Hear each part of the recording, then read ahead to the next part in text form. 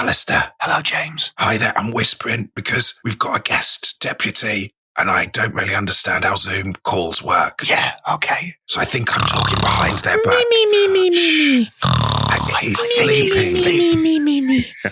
Am I right in thinking, James, that I believe it's a number one party boy? Is that? It is the self-proclaimed number one party boy. Oh, what's going on? Is it time to party, guys? Is it time to party? Yes, May. So it's always time to party. Yeah, let's party. Right. Right, so Hello, guys. How are you? how did you get the spontaneous nickname number one party boy? Named myself. Am I quoting that correctly? Yes. The only legitimate way to get a nickname is to name yourself. Or someone gives you a nickname you like and you go, guys, stop it. Don't call me that. And then it sticks. That's how you do it. I'd love to be called Red by, an American lumberjack or something. To have the Well, in Australia, they'd call you Bluey. You'd have to be Bluey. Is that like the dog? Yeah, that's the irony. Except Bluey is blue. So, because I know Bluey seems to be an Antipodean name for dogs, I thought. I didn't realize it meant any particular color. It's red. It's red, yeah. Yeah, huh? What? Yeah. What are you getting up to down there? No way. You have blown the case wide open. Yeah, well then what? I mean, then it's incredible ginger erasure for Bluey the cartoon dog to be blue. That's outrageous. I know, right? It's doubly ironic, I think. Yeah, is that an elaborate double irony? Yeah. Wow. These are the things I think about when I'm not partying, as if I have any time. Yeah, so not much then. not very deeply. Very little. Well, welcome back, Meso, and eagle-eared listeners will have noticed I've plucked up the courage to call you Meso rather than Nick, which I did last time, and I felt really guilty because everyone seems to call you Meso. Oh, yes. Well, or number one party boy, of course. Oh, of course, yeah, of course. I think of you principally as number one party boy, and then probably Nick, and then third probably Meso. I think all those are fine. They're all on my passport and my birth certificate. So you can really call me any of those you wish. I don't mind at all. I'm just happy to be included, honestly. Well, welcome back, and thank you very much for joining us as a deputy law person this wonderful time of year, because it is, of course, Christmas Pig. So happy Christmas Pig to those that celebrate. And so we've got some porcine tales for you this week that we want to run past you. And see if I approve? Yeah, basically, yeah. Yeah, sure. So first of all, I want to tell you a little bit about a place called Castle Andinus, which sounds a little bit like San Dimas, but it's not. It's Castle Andinus, which is a hill fort in St. Column Major in Cornwall. And I don't need to tell you, that is famously known as King Arthur's hunting seat. Really? Okay. That's exciting.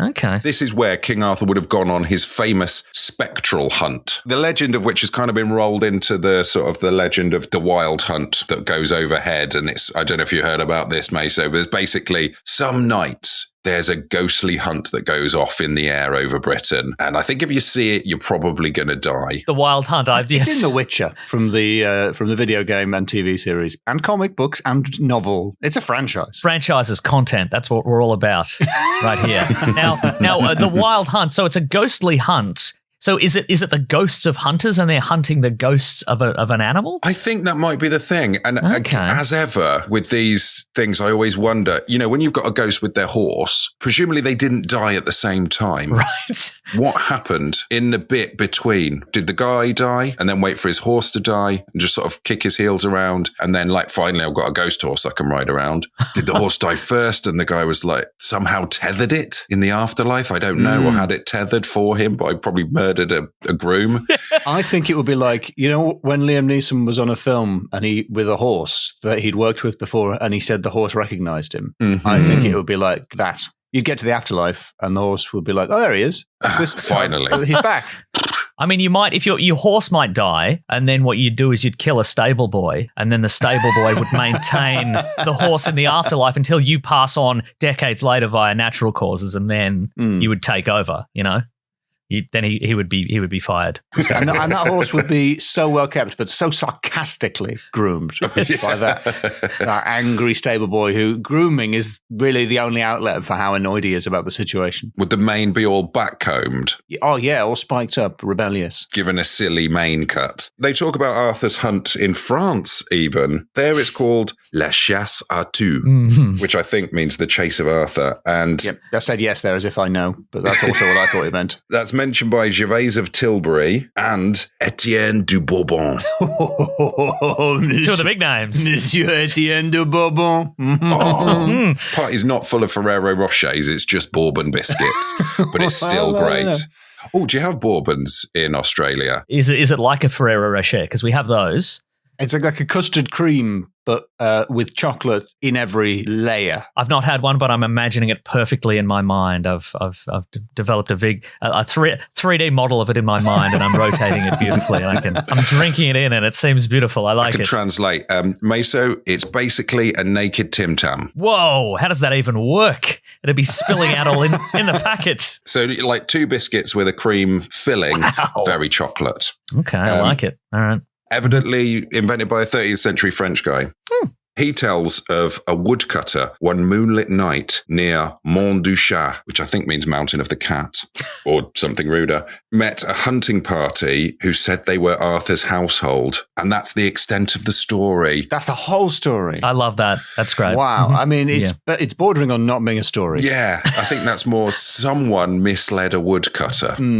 But do you want to know what Arthur was hunting on this wild hunt? He was hunting Torc Towith, and I have looked up how to pronounce that. Torc Towith. Is that Welsh you're saying? It's a Welsh word, and I think it means big boar. Oh, very nice. Because it's a giant spectral boar that was originally of Prince Tared, but was cursed to take the form of a massive boar. And he's got poisonous bristles all along his back, and on his head he carries a pair of scissors, a comb, and a razor. A pair of scissors? Yeah, just a nice little vanity kit, yeah. For his own personal use, or for the use of the people that hunt him down? Is he like, I'll only be hunted down by the most well-groomed hunters in the industry? So if you could take a moment and toilet, if you wouldn't mind. I've got my own stuff. I've got my own kit. Meso, you've got quite a well-kept beard and quite nice hair. You must travel with a little grooming kit like that. Oh, absolutely. Yeah, on my regular wild boar, not on a spectral wild boar.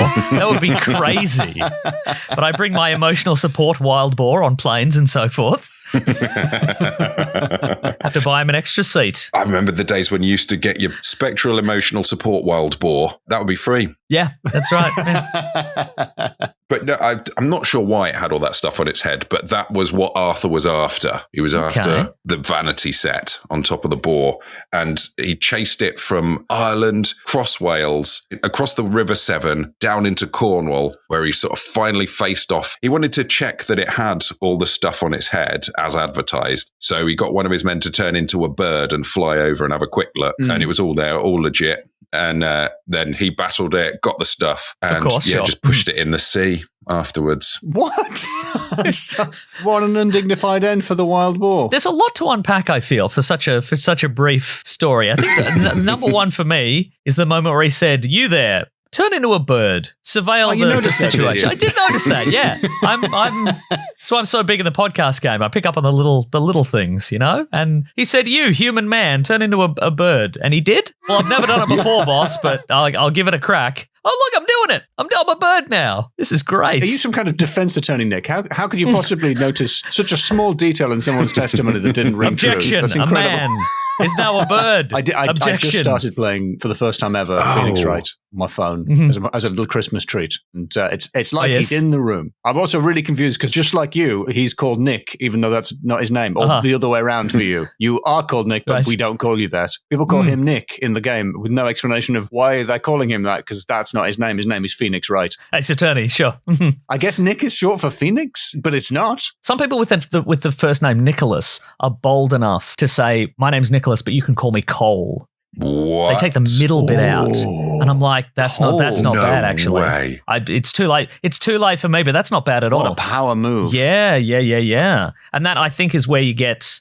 Is it where you get Santa Claus? Because it's Klaus, and it's Nikolaus. Is that the You mean Big Blue? the back end, right? What? You've taken the remains of the thing that you blew open before and just blown all them open as well now. Unbelievable. That's what we do here at Lawmen. We get to the bottom of things. A fractal blowing wide open. No matter how closely you look at something, it blows wide open. Shout outs to all the Coles out there who are just like, no, that's me. I'm going my own way. Anyway, this man turned into a bird. Yeah, guy turned into a bird. Menu? He was, it turns out this guy had previous. He was the Enchanted Knight. He was a shapeshifter, and that's how come he could turn into a bird. He was cursed by his stepmother, I think. Oh. A little bit unsympathetic of him as a member of the shapeshifting community to use his powers to help kill a boar who is really a prince. Absolutely, yeah. So, where's the solidarity? That's a very good point. He could have pecked Galahad's eyes out instead, and then the boar could have gone on the run. I've never heard of this. Is fascinating because all the Arthurian legend movies and things that I have seen, it's all about the Arthur and Lancelot and Galahad and the romances and the betrayals. But I've never heard about the bloke who turns into a bird. So this is good. This is good knowledge. Or the boar, honestly, but mostly a little elaboration on Menu, the shapeshifter. So he went and found the boar and saw that it had 6 piglets or boarlets. I don't know, what would they be called? Baby boars. And he went for the old scissors and the vanity set. All he managed to get was 1 bristle, and the boar shook and sprayed poison all over him. And Menu is injured from that point forward in the story. Poor guy. Oh. Okay. Let that be a lesson to you. A spectral boar, poisonous also. That's interesting. Yeah. It's hard to see King Arthur as the good guy in this. And can just spontaneously have little baby boars as well. God, magic's fun, isn't it? Magic's fun for the purposes of narrative, isn't it? You can just do anything you want. It doesn't have to make any sense. That's great, I think. The names of the 7 children are going to be badly pronounced. I don't know how we know the names of those pigs, but carry on. I don't know how the history records their names. I mean, apologies to the Welsh for what I'm about to do. Grugin Gurich Erient, which is silver bristle. Chwindorg Govinyad, the hewer. Turch Lawin, no translation. Geis, no translation. Just Turk. Yeah. Just a normal pig name. Yeah. Banu, Benwig, and 1 unnamed boar. Misk. Yeah, that's how you know the rest are real. Because the bird guy only had time to ask the names of 6 of the pigs, and then they flew off or whatever afterwards. If he'd known them all, you'd know he was making them up. And it was a silly made-up fantasy. But if you know some of them, yeah, exactly, it's real. It does make it more realistic. It's more convincing. Yeah. Like the way sometimes a juggler drops a ball to remind you that it's difficult. That's true. Yes. That explains why I was booked on so many stand-up nights. This one is the example. Let this be a lesson to the rest of you. This is what happens if you do think you can go up and do it. We got a great show for you tonight, folks. Except for one guy. You'll know it. You'll know when it happens. Well, that brings me on to my next tale, actually, which goes all the way to your lands, Meso, to Australia. Oh. Is it a curly little tail, like a wild boar? Oh, yes, it is, actually. I've been wanting to say Royale Tim Tam from earlier when we talked about the French Tim Tams. The moment came and went. That's been on my conscience for minutes, so I just had to get it out. If you could put that back in and make me seem like I'm quick, that would be... Back in the timeline. That would be great. We will keep this bit, though, now, and you won't have said anything. Yeah, good. Yeah. Great. So what happened is right, we've got Meso coming on. It's Christmas Pig. I need to find an Australian pig-based story. I'm gonna put my money on it now. You will not succeed in this task. You won't find a story. Hey, BK, this is going to be so embarrassing when he doesn't have one. We're gonna laugh at him. I can't wait. Come on, James. You haven't got a story. God, embarrassing for one of us and not the other 2 of us. I tell you what. Why would you have set it up so confidently? And then not have one. Not have a story. I don't understand storytelling. Wow. That's why. I'm the example. Podcasting is difficult, actually. Well, I did, skipping back but 10 years to, let me take you to the remote Western Australian town of Port Headland in Pilbara. 10 years ago, the 1990s. Wow. What a time. The late 80s. We were so young then. And we're still young now. Yeah, oh yeah, that's right. I don't know anything about Port Headland. I wish I could help you. I'm looking at it on a map, and it's not far from Mount Sheila. Oh, nice. Which is, I think, a classic Australian place name. Absolutely. Mount Sheila. He's going to tell us everyone right. called Sheila isn't called Sheila next. Well, Mount Sheila populated entirely by blokes. So, it's that classic Australian irony again. And there's 80 Mile Beach. That's a long beach. 80 miles? 80 miles. Wow. So this is in the De Grey River Rest Area, which, again, going by previous examples, I imagine is probably bright yellow, a pond, and very eventful. The De Grey River Rest Area, it's basically what happened. A camper reported seeing a pig guzzling a beer. There was a loose wild boar. Classic lad. And basically the headline is, Swigging Pig Hogs 18 Beers at Campsite and then Picks Fight with Cow. Yeah. The listeners can't see it, but I've stood up and I'm saluting an Australian flag because that's one of drinking too much and then getting into a fight with somebody who's unsuspecting. That's the most Australian thing you can do, pretty much. Especially in what is essentially the outback equivalent of a car park. So that's where you do it. That's where you drink too much and start those fights. So that's beautiful. That's great. He should be on our money. I don't know why he's not on the $50 note. This drunk pig. He's the greatest Australian here. An eyewitness said, in the middle of the night, these people camping opposite us heard a noise. So they got their torch out and shone it on the pig. And there he was, scrunching away at their cans. And the visitor estimated the pig had consumed 18 beers. James, you're known for your vocal talents. What do you think that would have sounded like, a pig scrunching, the word they used, on 18 cans of... Broadly, it would sound... Oh, you've got the pressure. Oh, yeah, it's there. opening the beers. It's not just eating them. But he's not. He's going from the side. He's not. He's. Oh, he's shotgunning them. I don't know what that means. I don't know what that means. I'm not sure. Is that shotgunning? I'm not sure. I hope no one knows. I just keep going. Let's hope none of the listeners know what any words mean. The eyewitness went on to say, then he went and raided all the rubbish bags. There were some people camped right on the river and they saw him being chased around their vehicle by a cow. Oh, so the cow was a do-gooder. Yeah, maybe it was a have-a-go hero cow. Leaping in to try and put a stop to his rampage. And the pig was reportedly last seen resting under a tree, possibly nursing a hangover. I mean, it's certainly possible, isn't it? But I would imagine he's practiced. He's had a hydrolyte beforehand. He's probably had a glass of water in between each drink. He probably sifted through the bin for a kebab afterwards, and I think that's something he's probably fine. This guy. Yeah. This guy's fine. Yeah, as I don't need to tell you, but feral pigs are considered an invasive pest in many parts of Australia. And the state government advised people to report sightings of feral pigs so they can be removed. Also, in this case, laughed at. And the feeding of the animals is discouraged. Doesn't mention about having a beer with them, though. Not forbidden, but frowned upon. Yes, exactly. It also doesn't mention, and I think it's interesting, these days a brand of beer would claim to have been drunk by the pig, but this is an anonymous.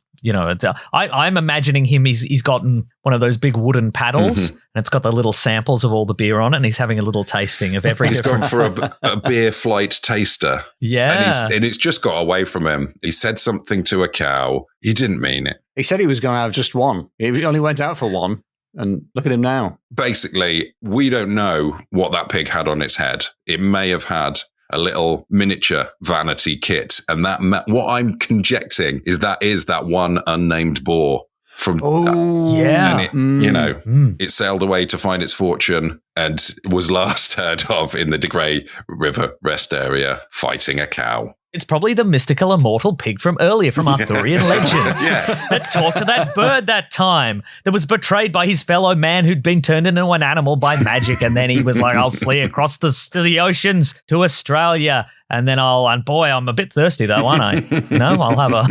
I'll just have a few. It's been a few hundred years. I'll just have a couple and then I'll be fine, I think. I'm just going to let my bristles down.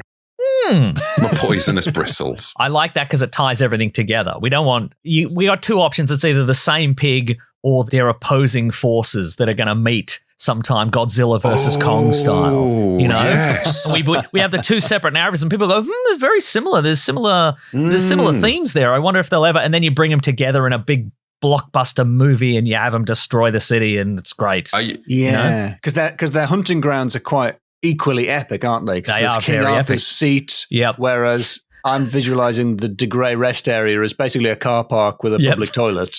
That's right. And maybe some camping, but I'm not sure it's actually encouraged. So equally extraordinary backgrounds for these people to prepare there. Whilst we have discussed that everything is content, I think I might not put this out because I think we've just invented the cinematic Hogiverse. That's exactly right. I'm gonna get on to Universal. Do you think they'll go for it? Probably. Yeah. Yeah, they'll buy Warner Brothers. Yeah, they'll buy probably. any crap. Why not? Why not? Just it's fine. Cool. All right then. Well, did better out that episode than I anticipated. We've got a franchise, guys. Merry Christmas Pig to your bank account. Cha-ching. Just maybe a brief Christmas Pig score. Okay, sure. Category the one is naming. Well, those pig names were pretty good, and you made a real effort to pronounce them. They were Welsh, and that's worth at least an extra one. Talk to it. They're good. Big Pig. And there was a silver guy, and there was Mr. Bristles, and there was the big man, and there was unnamed pig. Oh, those are all good, I Little think. Johnny Squeaker. Yeah, that's right. I think those are good. Yeah. We've got Gervais of Tilbury, Etienne du Bourbon. These aren't pigs, in case the listener has forgotten. These were humans. And these seem exotic, but in probably in France they're probably quite mundane. But we're not in France. And we got Montduchat and Mount Sheila. That's right. Oh, those as well. We've got the two. Mount Sheila. Oh yeah, I forgot. I brought that one in.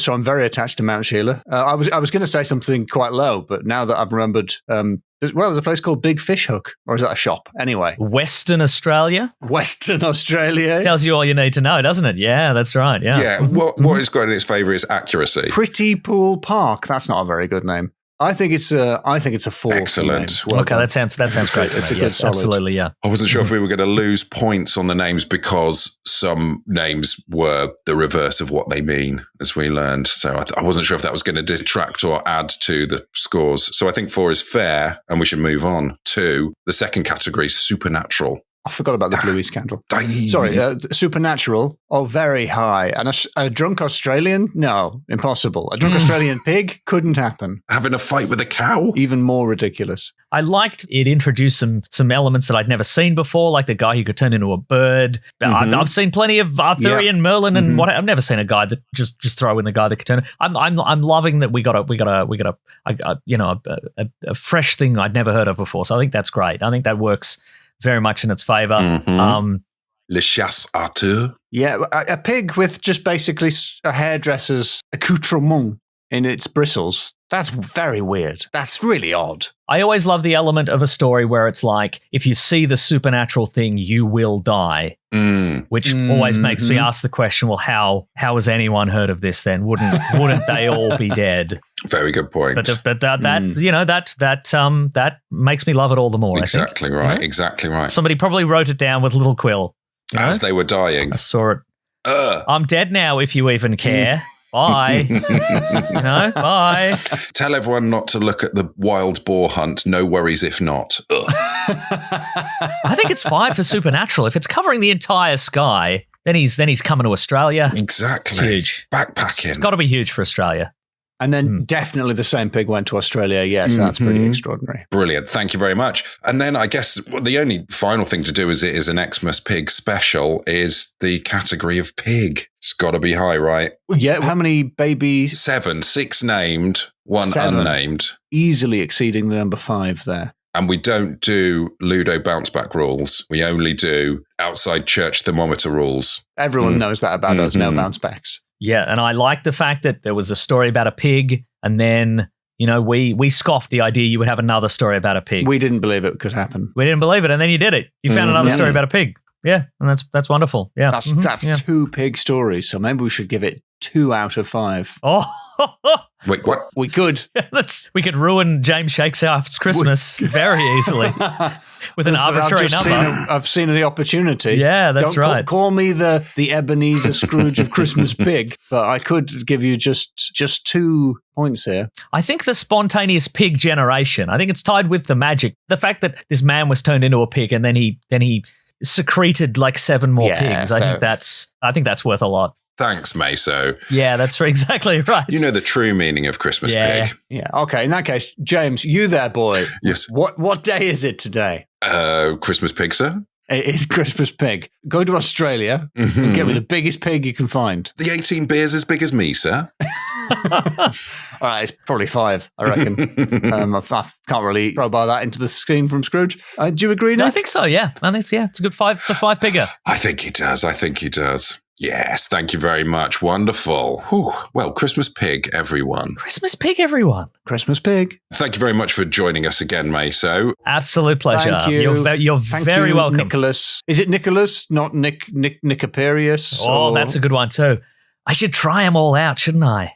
All the different names. But yeah, it's wonderful to be here. Always happy to be on the show. I mean, now I obviously can't listen to that episode because I'm a regular listener to the podcast, but I can't listen to anything with my own voice on it. Oh, no. So thanks for depriving me of an episode for a week, gentlemen. We'll redub you. Oh, if you could do that, if you could localize it, if you could put, get a local Australian actor to redouble my lines, that'd be great. I'll just dub over it with my flawless New Zealand accent, and that'll be fine. It'll just sound a bit like you're from Johannesburg. This is a New Zealand guy that's lived in Johannesburg for all his life, as have all his family.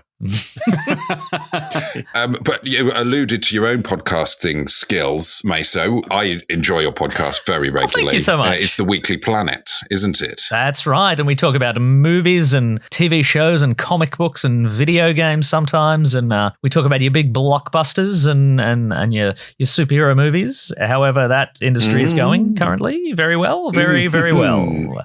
And we have a lot of fun. So if you've not listened before, check it out. It'd be great. Cheers, Meso. Bye.